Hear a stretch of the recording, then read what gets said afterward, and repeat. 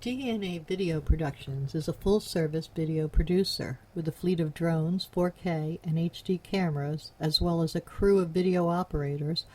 We handle commercial and residential real estate videos, as well as events for promotional purposes. We create book trailers, both live-action and running stills, music videos, and website videos. We also film series shorts for online distribution and are currently involved in filming a political parody. We specialize in low-cost movie making. Call DNA Video Productions at 941-748-6865 or visit our website at www.dnavideoproductions.com. That's www.dnavideoproductions.com. Thank you. Our sponsor this month is Published, an affiliate of Village Voices.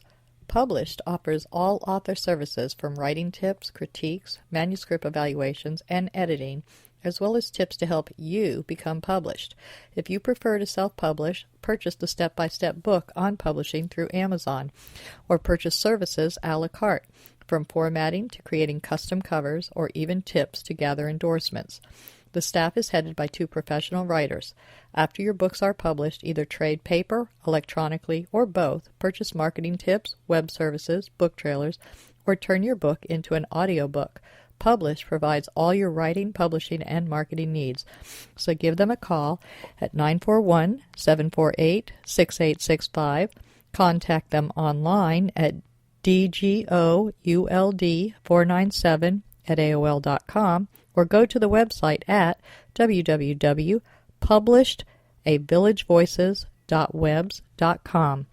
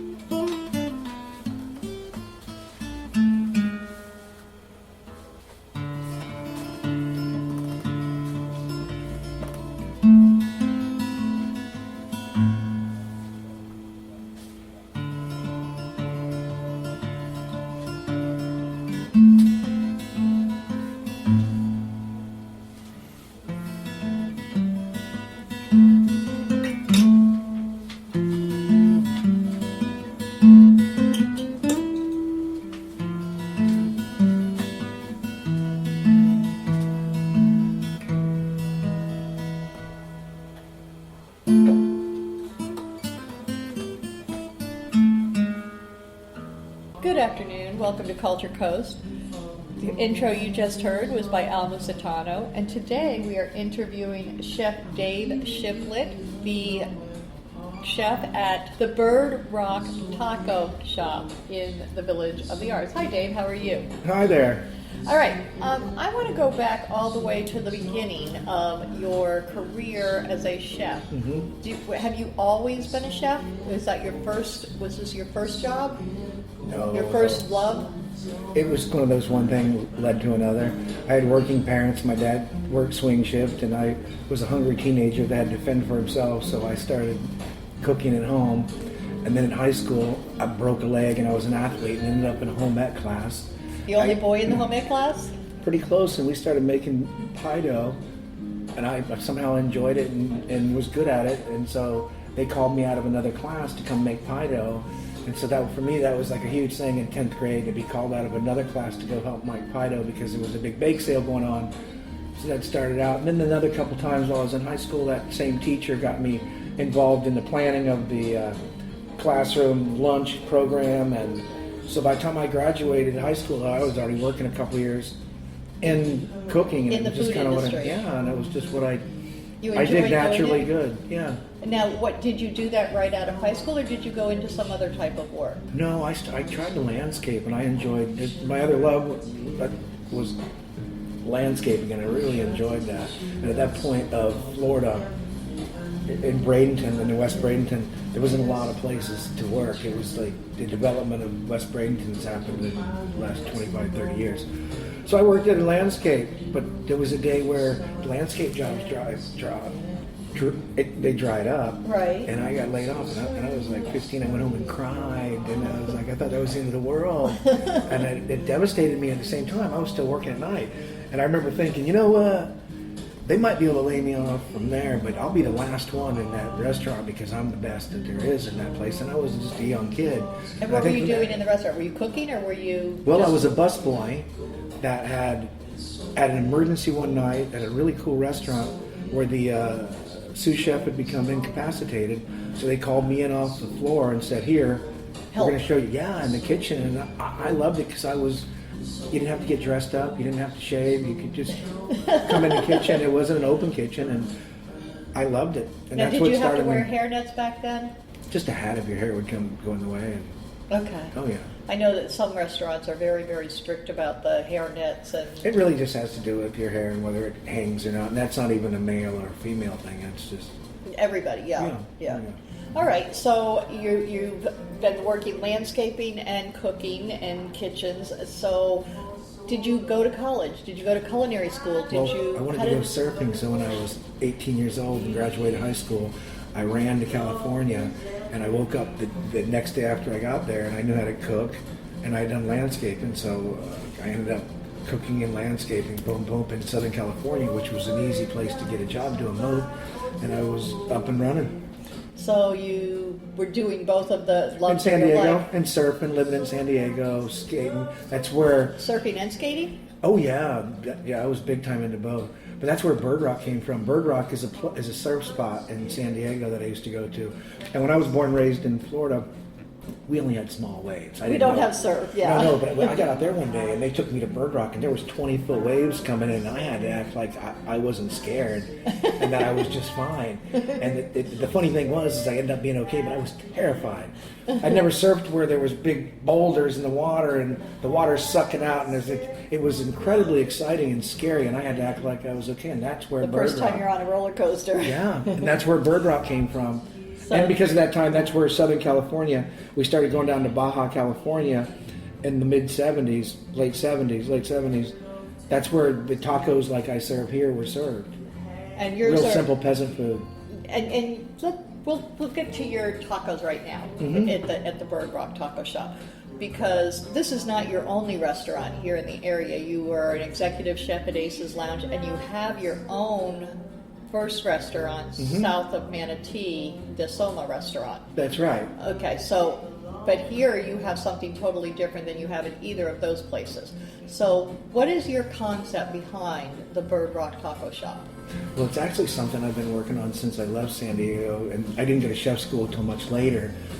It was just, it had such an impact on me because it changed I didn't really know Mexican food, but it certainly changed it from what Taco Bell was. It was a completely different thing without so much dairy and much healthier and grilled, more bold flavors. So getting that done, I knew that I kept working in the kitchen. If I wanted to make it more than just being the best guy in the kitchen, I needed to get a degree. So I set my sight on Northern California and Northern New York, going to the CIA, which was the big school at the time. And I got myself all ready to go. That's Chef Institute of America? Yeah, and it's in the freezing cold northern New York. So You're literally at the last minute, I said, I'm not going to be very happy up there. And I found out about a little school that was in San Francisco called California Culinary Academy. And instead of 3,000 students, it had 250 students. And it's one of the things that helped shape me who I am, because I got to live in San Francisco during the beginning of what was California cuisine. I had already been a surfer, I already had that background in the kitchen. Then I got to get a culinary degree, and I got to do it in San Francisco. And it'd be hard to say whether there'd be a better city to get a culinary training in. Oh no, Because California had the most foodies I'd ever seen, and Napa and Sonoma were all just taking off, and it was just a wonderful environment to get to learn in. Now you said Napa and Sonoma. Sonoma. Okay, Yeah. I'm like, that But where I went to almost chef sounds like school Soma. was named after Soma. It was the worst part of town when I went to chef school there. and it was called South of Market. Right, South of Market. So when you said you were going South of Market, it meant that you were going to where it was a dangerous area. My chef school was very young, and that's where it was. And I went away for 10 years, and I went back there to see it. They had knocked down every single building that there was, and Started fresh. every big high-rise, and it was now called the SOMA district, which stood for South of Market. Now, when I opened my other restaurant, Here in Bradenton. it was over by Tropicana, and a lot of my friends were asking me why I wanted to open a restaurant in a over there. Yeah, in and a I horse- realized in a south of horse- Manatee Avenue, so I said, Yeah. I can steal that name. Yeah, you can. And So I made it south of Manatee Avenue, and that's where the restaurant we're talking about here, which is really what I learned in California, is what I do SOMA. It's the Japanese, California, Mexican fusion that I do, that I've been doing for 30 years, you know. Okay. Now, that restaurant is full-time, 7 days a week? Oh yeah, well, we're closed on Sunday, but it's You're Monday closed through Sunday? Friday lunch, and then Tuesday through Saturday dinner. Closed on Sunday all the way. All the way. And We do catering, and also a lot of how times How we're... long ago did you open that? And when did you come back to Florida? I've been there for 2.5 years. When I was out by Tropicana out there, I was there for almost 5. I came back from California in 1985. And what did you do when you came back? Was it back to landscaping, or did you go back? No, into no, the I kitchen? graduated culinary school, and I was headed to France when I graduated culinary school, because I had an opportunity to go to work for a hot air balloon company and get an advanced degree in Paris, because I was a high graduate. So that's all set. So at the last minute, this guy that owns the main part of Main Street in Sarasota calls up and says, "Do you want to move?" I'll never forget this. "Do you want to move back to Sarasota?" I said, "No, I'm moving to France. I'm going to Burgundy." And he said, "How about I give you a free rental car and a condominium on Lido?" And I said, "Oh my God, okay." So I gave it away. So I didn't So go you with gave my. up France. I went to work at a restaurant on Main Street in 1985. Came back and lived at a condo on Lido So how did he find out about you? because I'd worked with him before. And he knew you were there. He owned the property on Main Street, but he lived over in Sausalito. He was a big clothing distributor, big time rich guy. So he knew I was graduating school, so he called up and said, "Okay, you got out of school now." And I honestly just didn't really care to come back. I was in California and I was you were headed gonna to France. Yeah, I would have. I But don't when know. you're 25 years old and you know the area, to live on Lido and get a free rental car, Right, but then It was again, just- to give just- up France, I don't know. Well, it means that more was now. a hard. well, that's because it means more now. Yeah, That'd be yeah. a still hard decision to Yeah. make, France, man. I didn't think twice. Okay, so you got back here, and then you worked at that restaurant for quite some time. Where'd you go from there? From there, I opened a couple places. I worked at a place called the Royal Marine Ballroom. The longest stint I had was working for the PGA, and I'd never golfed before, but I got a job offer to be a chef at a country club. So I went and did that, and I spent about 4 years working on my golf game, but my cooking game was just... and my golf game got very good, because I was playing every day, but it's not a place for necessarily a chef to go. Yeah, well, and chefs really need to be out getting their food for the evening meal. This was a private club, so we were only open for 2 nights a week. I mean, Oh. it seemed like the perfect job, but after a while, I'd be just sitting in the office for 6-7 hours a day. Going, hey, I want to do more. Yeah, I kind of missed cooking, really. So I did that, and then I got back into cooking, and that's when I worked for a few different people, and finally ended up on Longboat Key for a long stretch at a place where the property value shot up high enough. I became percentage partner, and that's where I started owning my own restaurants. It was in Longboat Key at a place called the Poseidon back in about 1990. And so that was it. That was it. Once you get to be your own boss, you get to decide what the menu is completely, right? Yeah. Now, even before that, though, you had strong influence on the menus. Oh yeah, I was Working given for other my, people, the you- owners were giving me permission to have the Because menu that was the around. whole reason for hiring you, was that you had this flair for putting foods together and making them something different. It's my passion. Okay, so you're an artist with food. Yeah. That's why we're interviewing you. We do artists. So you have a totally different food menu at SOMA than you do here at the Bird Rock. Now tell us what you do here at the Bird Rock, because I know you're limited because of the licensing, the food licensing rules. So what is it that you do exactly here? What do you make? It's what Baja California is a peninsula that sticks down into the Pacific Ocean. It affects the food, and there's peasants down there. I don't know what the percentage are, but it's probably 90% poor people. Doesn't mean they eat bad food. What it means is that it's sun-drenched, high bold flavor food, and that's what I've been wanting to do. And it's hard to incorporate that into what I do on a day-to-day basis at SOMA. So what I wanted to do is have something that strictly did that and not what I do at SOMA, and only did what I call street peasant food of Baja California, which, like I said, it's bold flavors. So what do you have in your chicken taco? In the chicken taco, I take a little bit of, and then I take a little bit of my southern background, and I take some jalapeno and buttermilk, and I puree that up together. So I got a jalapeno buttermilk, sauce, and then I grill off the chicken thigh with a little bit of adobo, which is just a spice seasoning with some different seasonings. I never knew how to say that. And then we just put the cabbage, the pico de gallo, which is a salsa, what I call a chimichurri, which is cilantro and mint, and that's it. So by using herbs and spices for your seasoning, you're not throwing in the red pepper, the cayenne, and burning or the people mayonnaise, up. the cheese, or the sour cream. Now, there's nothing wrong with all those things, but if you throw out that on something, it's hard to make something have any kind of flavor. Definition, right? Yeah. You're getting some texture, and you're getting a belly full, but it's just of calories full of dairy. And I'm not saying there's not any dairy in Mexican food, but in Baja California, it's quite limited because it masks and it the goes flavors. away. Yes. Because quite honestly, most tacos have 3, 4, 5 ingredients. That's it from the beginning to the end, and you can taste them all. And you also have something, a shredded pork. Now that doesn't seem like it's really taco material. Well, what we're doing now, the menu changes all the time, but the thing I'm doing with the pork now is something I got right from the streets of Tijuana, and that's called carnitas. And what that is when you take a big roasted pork and you roast it, and then you boil it, and then you fry it, and then you boil it, and then you fry it again. By the time you get done, it's amazing. And it's called carnitas, and then you roast it with orange and lime and lemon, and the orange and lime and lemon that roast with cuts through the fat, and then we just heat it up here, throw it on a tortilla, and heaven on a bun. Now your tortillas, are they handmade or are they store-bought? No, they're handmade, but what it is, here at Village of the Arts, we're very fortunate to be in the middle of a big Latin grocery area, and there's a bakery that supplies most of the grocery stores, and the other families don't make their own tortillas.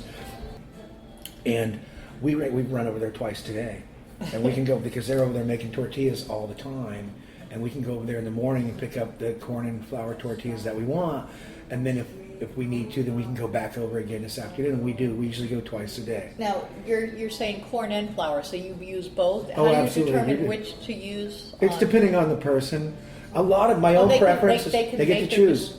But in a lot of ways, flour doesn't have as much flavor. Right. And so it's really good with seafood. And the things that that aren't going to compete with it, whereas the corn might. The corn stands really good up to the pork or the beef or the bigger stuff. Now, people have them both ways. I mean, we have an edamame. And some people have preferences. They just don't like the corn. Coming in, they don't care. Like What I just told you, they don't care. They Yeah. want, like this morning, it was everybody wanted flour tortillas. It's up to the person. Okay, so they have It's just a the choice. corn has more flavor. Yes, and a stronger flavor. A definitely stronger. It's not flavor. as soft. So, do you make anything else besides these tacos? Oh yeah, we do burritos. We've got tostadas now, and now we've got a lobster nacho that A we do. tostada, isn't that just a flat taco? It is. Okay, I just wanted to. That's just a taco that hasn't been folded. Correct. Okay. Yeah, the same tortilla is made crisp, laid flat open, and then we put. It's bigger than a taco. It's That's probably twice the size. Kind of like a Mexican pizza. Yeah, it's just about twice the size of just a traditional Very taco. cool. And you have sides that go with it. Well, the same concept. I make a really amazing Spanish rice, and then I make a black bean. Now, do you make that Spanish rice with saffron, or is it something else? Yeah, mhm. Yeah. Okay. Yeah. Okay. 'Cause I know some people do it with saffron, and others go, "Oh, we don't like the saffron." So. Well, it's not a real strong saffron, but I definitely get the color from the saffron and the turmeric that I put in there. Okay. Now, do you have a wine and beer license here. Yes, we do. Yes, you do. So you are also serving beer. Now, you're one of your main customers is the brewery that's just next door. Yeah, it's a good location for a taco shack. It's next to a microbrewery. Yeah, where it goes very well with beer, Oh, yeah. especially craft beers. Mm-hmm. So, have you had any special nights over there where you get to show people, your wares? And Well, we've done beer dinners with Motorworks. We've set up over there under their big oak tree in a beer garden.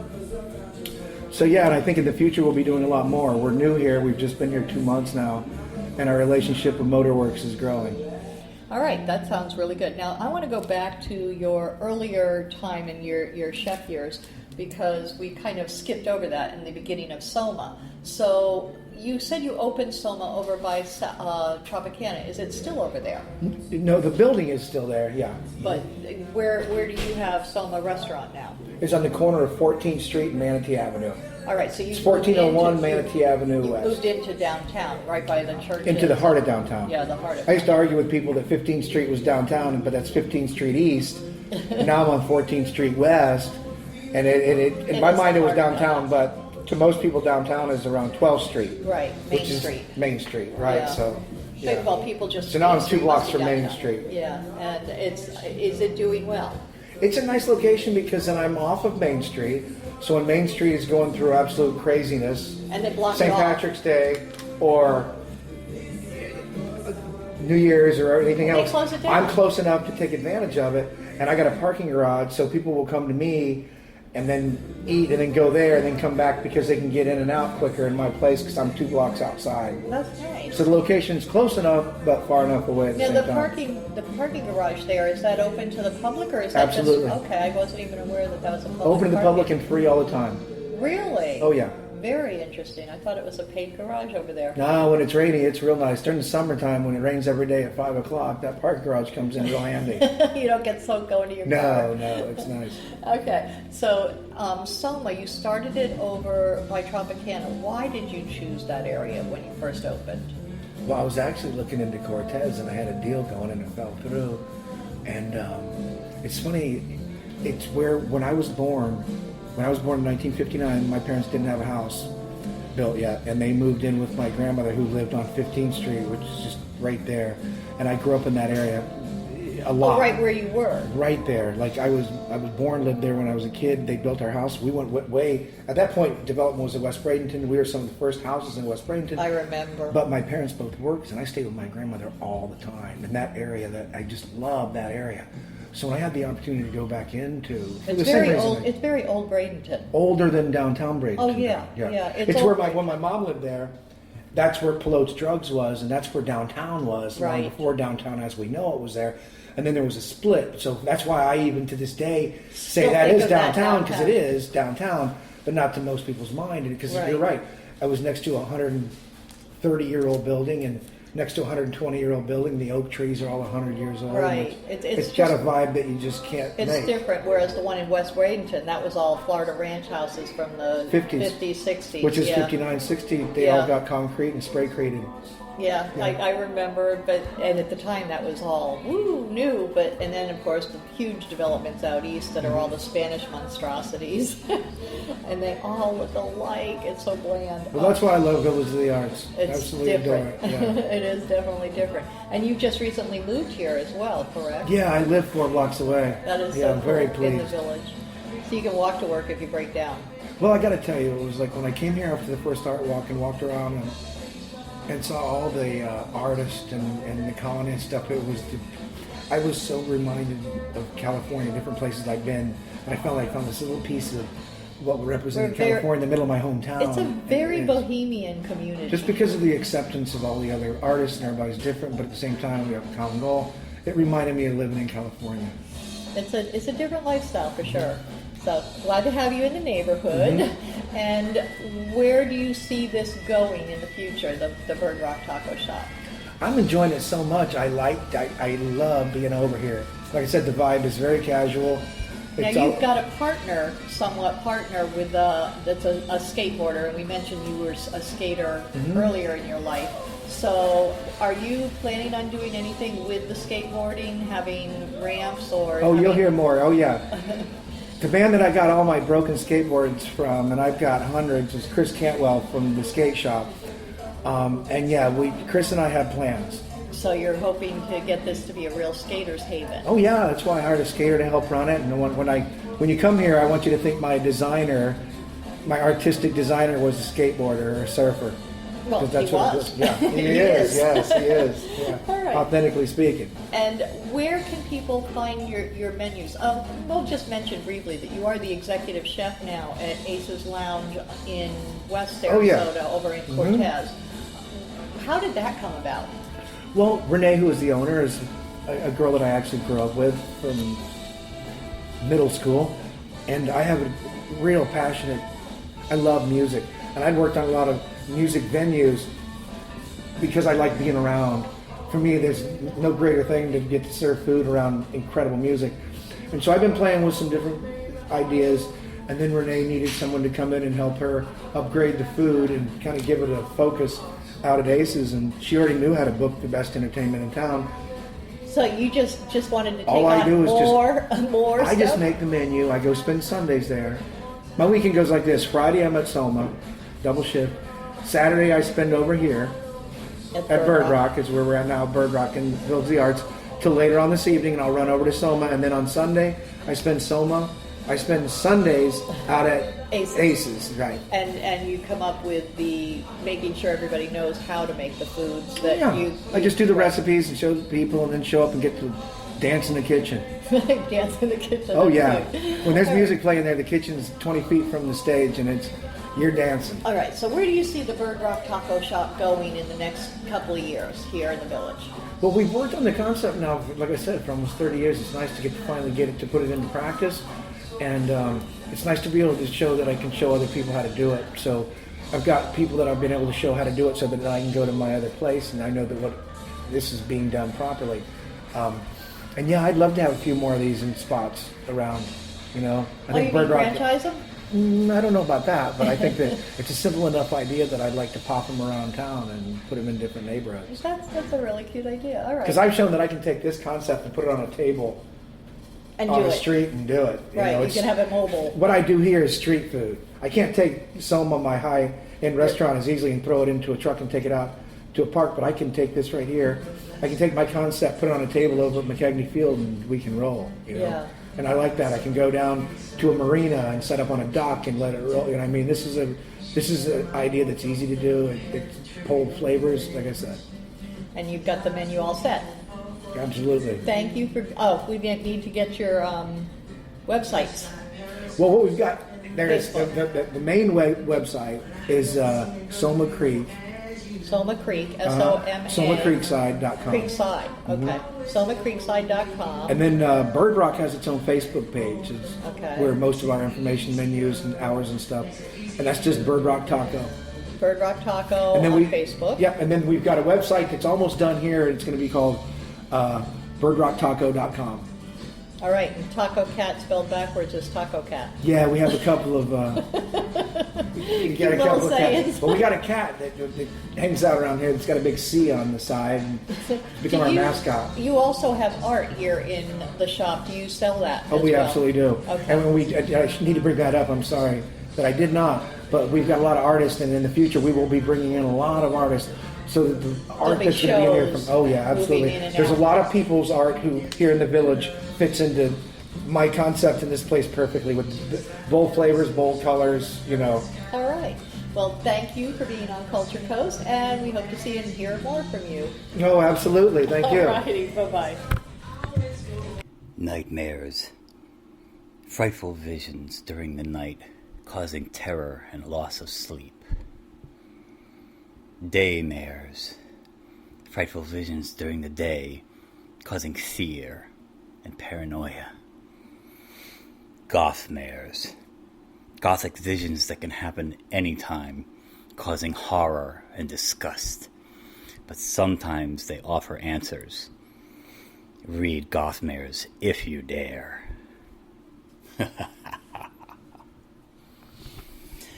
Gothmere is a young adult novel by Al Musitano, available on Amazon and fine bookstores everywhere.